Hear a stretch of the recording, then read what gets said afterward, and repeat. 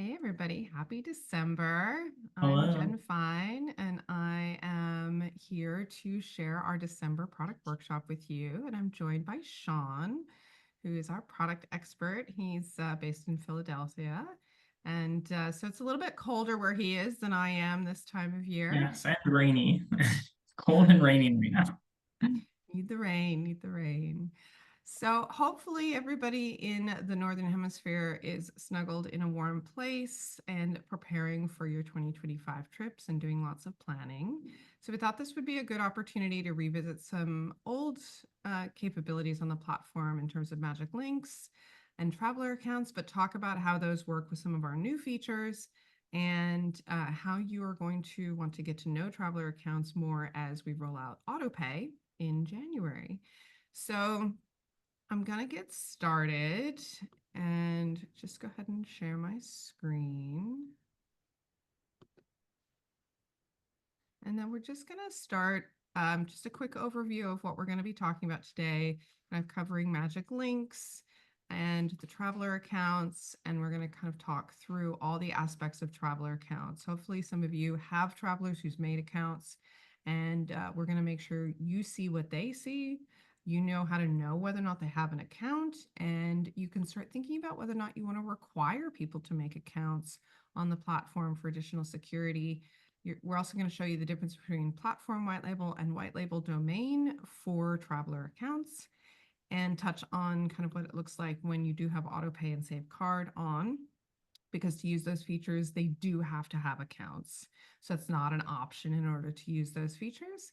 And we're just going to touch a little bit on the fact that today you can save payment methods, but we're going to be rolling out more profile information being able to be saved by travelers in their accounts. So you will want to start adopting traveler accounts as part of your use of YouLi. And so consider this your introduction to the ins and outs of traveler accounts and why they are both better than magic links, but also, they've got their challenges as well. So just like any security convenience trade-off. So we're going to start out by reviewing magic links. So when you're inside your YouLi dashboard and you click into a trip and you're inside your trip CRM, once you have people on the trip, you're going to see them listed here. If you've got a brand new blank trip, you'd add the person here, or you would send them the share link to get them to register themselves directly.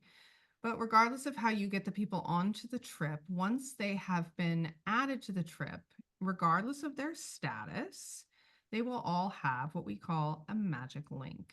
And you can click here to get access to that magic link. And but I think, Sean, I think this was something that you've encountered a lot Yeah. of confusion about. So I think a lot of people are confused about how travelers get that link. So, you're showing how the planner can get it, but how does that link then get to the traveler? Very good question. So this link is automatically included in every single email that we send to the traveler. So when they register, when they book, when they complete a task, whatever it is that triggers an email to them, they will get an email that includes this link in a button. And so I'm just going to go ahead and show you. Be sure to review your outstanding payments. And I'm going to click send. And then I'm going to go ahead and show you what that email looks like.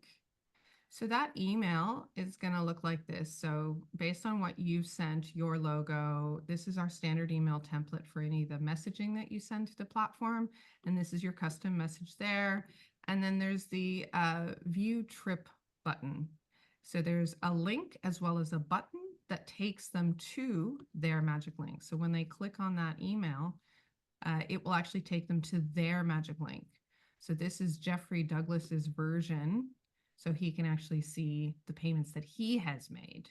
So this is different from your public version. So for example, if you wanted to share a link on social media or send it out in an email, you want this link. So this is the public link that you should send to anyone. You should never send Jeff's magic link to anyone other than Jeff because it gives him access to his trip without a password. And it sounds like the safest way to do that is to send them a message from the trip CRM by clicking that message button. So that way you're not copying a link, accidentally sending it to somebody else. It's just the system tells it what to Absolutely. do, and it is correct. So I'm just noticing, do we have somebody who's joined in? Hi, Anna, And welcome. Yeah, so exactly. So the key thing here is while you can access the magic link here, this is really only something you're going to use if, for example, this person doesn't have access to their email on their phone and you want to give them this link via WhatsApp or some other messaging system. It can also be used to paste into the mobile app to access that and download a copy of their trip onto their phone. So it can be useful, but very, very rarely used. So we do really recommend you use the send message button, send invite, same thing. And just remember that you don't need to include their magic link manually. We do that for you automatically. So every email, automated reminders, confirmation messages, they all include these. And if they do lose those emails or they haven't seen an email in a little while, remember that you all get a find trip link so you can access it from here. And then you can copy this link and share it with your travelers so that if they already have a registration or a booking on one of your trips, they can just put their email in here and we will send them an email with their magic link in it. This is the same if it's a private trip, or then they will be prompted to enter their email to access that private trip, and we'll send them a magic link if they have access to that private trip. So there are many ways for them to securely get access to their magic link by entering their email and then getting it directly that way. And remember, this is all going to be branded based on the configuration in your account. And if you have white label domain, then it will also have your domain up here as well. So you can actually link to this from your website. We have a lot of clients who actually put this in their FAQs or directly on their website prominently to say already have a booking or find your booking. So we do really recommend using this feature to make it really easy for your travelers to get access to their magic links. So now that we know a little bit more about magic links and why they're amazing, because you don't require a password to get into it, but of course, that also means it's convenient. So the thing that's dangerous is if you accidentally send Jeffrey's link to Jen, for example. Now, those people should be on two different magic links. They shouldn't be sharing a magic link. And so, you could end up in a situation where somebody accesses the wrong page. This rarely happens because most of the time you're not sending these manual links, and so you don't have to worry about it. The system is automatically sending these magic links only to the right people. So if you're worried about that, we strongly recommend just let the system do what it does. Don't ever manually send magic links to anybody. And then you'll know that it's going to the right people. So that's one way to make sure that magic links are going to the right people. But if you're extra concerned because you're worried that maybe Jeffrey forwards this to somebody, thinking that he's forwarding a public registration link, not realizing that he's forwarding his own personal email. So, for example, the email that we were just looking at here, he might forward that to somebody, not realizing that that's a private link that he shouldn't be sharing. And so, one of the things that we offer is the ability to require login. And that would mean that those magic links are still shortcuts to the trip, but before they can access them, they are required to actually log in. And so this is something that we do recommend if you have any security concerns about magic links. And we are finding more and more customers are turning on this feature. So you do need to have an annual account with us, but otherwise it's available on all plans. So I just want to talk through the sort of what that means to require a login. And basically, it means that it requires a traveler account. Because in order to log in, you have to have made an account and you need a username and password. So we're finding that more and more travelers are actually making accounts. And one of the ways that they do that is in all of our standard automated emails, we include a little thing that says make an account. And when you click on that make account link, it takes you to the registration page. to make an account on YouLi. So this, of course, is branded YouLi. And so this may or may not be the experience that you want for your travelers, which is one of the reasons why we offer what we call platform white label. So that this is the same login screen, but under a platform white label for our client Rehost Study Tours. And they've branded the platform that they use as Atlas. So they've rebranded YouLi as Atlas, and then their travelers can log into a portal that is completely branded to them. So of course, if you don't have platform white label, the login is going to look like this. And when they log in and make an account and log in, the travelers will see their dashboard. They'll see an I'm attending tab, and they'll see all the trips that they are registered or booked onto. Now, in the platform itself, it will have YouLi branding, but of course, on the trip page that is linked from the dashboard, your branding still shows. So remember that we include trip page level white labeling on all accounts. So the trip pages will always show your branding and your coloring. But if they have accounts and they log in, they will see the YouLi branding and domain. Any questions on that so far, guys? Have I gone too fast? No, I think that made perfect sense, Jen. That was really good. Excellent. So then if we look further at white label domain. So here's an example. Global Family Travels has the feature that we call white label domain. And so their trip pages all have their domain on them, as well as the standard white labeling on the trip page itself. However, white label domain does not change the branding, the top level branding on the traveler account login and dashboard. It does show your logo here so that the travelers know, oh, okay, yeah, I'm in the right place because I am looking for trips created by. And it puts the logo of the white label domain customer. So the difference being here, no white label domain, no brand for the creator of the trips.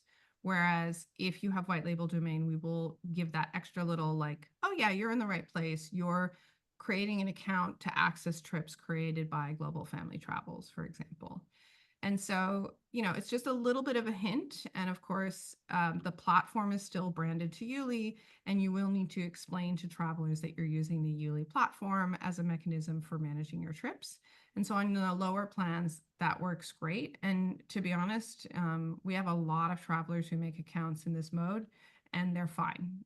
So I think this is something that if you feel like security is important, we do recommend turning on the require login, but just recognizing that they will see the YouLi branding when they log into their dashboard and when they're managing their account. And so if that's really important to you, if you really, really want to have a full branded experience, not only on the trip page when they're using Magic Links, but also when they log in and create accounts. Oh, just give me 1 second. Of course, I have the wrong password there, so let me get the right password.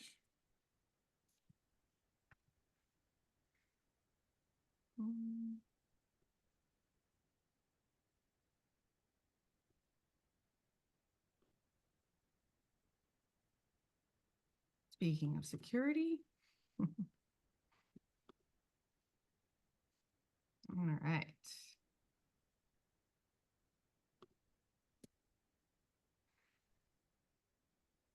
So now you can see the difference when I'm logged in under a platform white label compared to a white label domain or a no white label domain at all. So this is what it'll look like for customers who are not platform white label. And this is what you'll see if you've purchased the platform white label option. And so you can see how powerful this is to be able to have the full platform with your branding. However, that is an enterprise level feature. So this may not be something that's within your budget, But if you are enterprise or you're thinking about going enterprise, we do strongly recommend considering this option if you're going to be pushing your travelers and requiring a login for the trip pages. Now requiring a login, is that like, because I just saw that page was called Rehost Study Tours. So Mhm. that probably means they might, maybe it's an educational thing, they might be sharing devices. Is there, if they're not requiring a login, is there any Mhm. security risk around shared computers, or like, do you recommend required login if there are going to be shared devices or similar workspaces? Yeah, I think that's definitely worth considering. And I think if there's any thought that there's a shared device or a likelihood that people are going to accidentally share their magic links, then so if if these people are all strangers and not like, you're just doing a public trip, you're taking registrations, you've embedded your trip on your marketing website and you're just taking direct bookings through this capability of just being able to click from here, the chances of these magic links getting shared is near zero. And it would only be if they kind of like know each other, or you've got some sort of group of people that think that they're passing links around thinking they're being helpful within their community, but they're passing the wrong links around. So yeah, if there's a shared environment, that would be one of the really good reasons to make sure to turn on this feature. And this doesn't cost anything. So this isn't an extra cost to require login. This is just the extra work of understanding traveler accounts and making sure that you've thought this through, um, because it has that extra layer that they have to log in. And we do have a full document here, even if after this you're like still thinking about it, feel free to read through. We kind of walk you through all the different steps that the customers will go through, in terms of setting accounts, resetting passwords, what they will see, all of those things. So have a think about that. And I think more and more we're going to be pushing people towards using this feature as a security mechanism. And to be honest, most of our enterprise customers these days do have the require login. Now, they do also often purchase that alongside the full platform white label. And so that is something to sort of keep in mind, you know, that aspect of it, of whether or not it's important to you to have your brand, versus, and again, security, convenience, branding, these are all things to think about in this decision. But then the final point about this these traveler accounts is that while you can require them, they are always available. So whether or not you require your travelers to have an account, they can choose to make an account. So remember what I showed you a minute ago. This link is in every single email that we send out, almost every automated email we send, to offer the option to travelers who, if they do want to make accounts. And so this allows them to then log in, like I was just showing you over here. And so they can log in and they can see the trips that they're going on.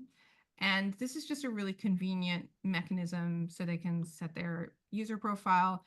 And then very importantly is that they can actually log in and be able to actually use Save Card and AutoPay. So I'm just going to jump back to a checkout page, and I'm going to show you, this is what the checkout page looks like when you have AutoPay or Save Card enabled. It actually prompts your customers to create an account. And so it says to log in to see your trips, but that also makes it possible. So actually now it won't be available. So right now, if I click to pay now, I won't have the option to save my card because I'm not logged in. And so I actually need to log in before I can do that. So I'm just going to see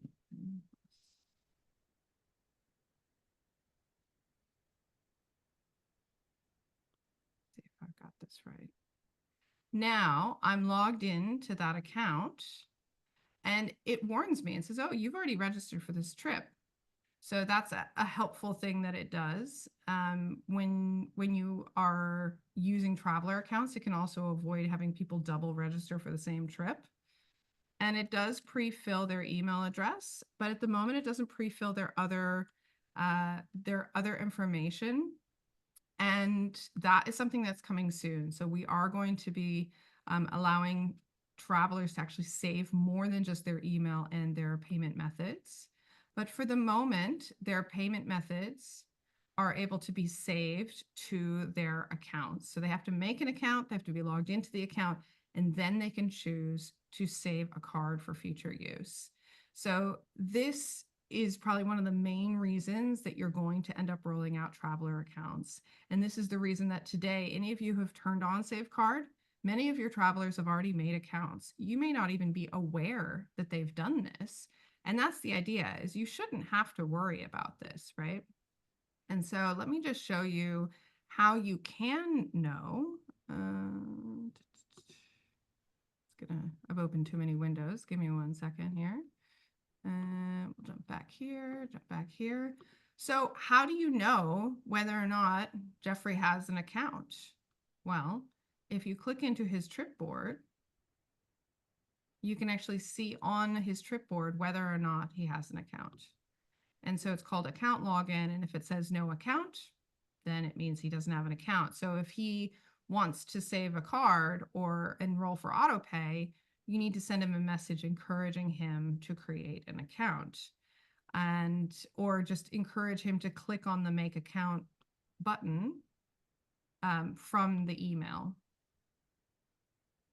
And then I'll show you what it looks like if we know. So for example, we know that I have an account already. And so I can see here, not only that I have an account, but the last time I logged in. This can also be really helpful if you're trying to see, okay, yeah, they made an account, but oh, maybe this says 2023. Well, that means they made an account so long ago, they've probably forgot their password. But that's okay, because we support all of those capabilities. So we handle all of the forgot password, reset password, all that kind of stuff. So just direct them if they've forgotten their password to click on the forgot password link here, and it will send them through the typical forgot password process. Now, remember, we don't support your travelers on the platform. It is still your responsibility to support your travelers.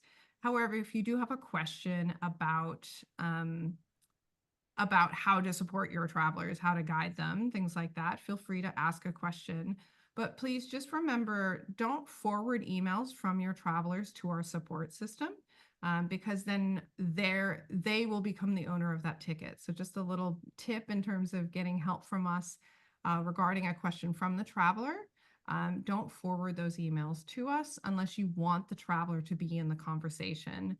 But we do recommend that you open a new ticket and include the information necessary for us to help you help your travelers. So did I cover everything there, Sean, or is there something I've missed? No, I think you covered everything. Amazing.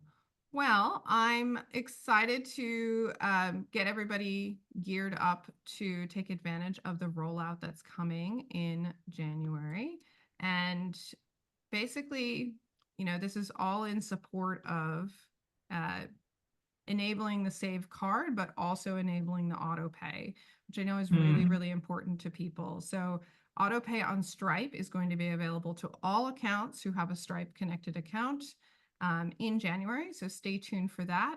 And between now and then, be sure and check out more of the documentation that I've just walked you through so that you can understand the pros and cons of using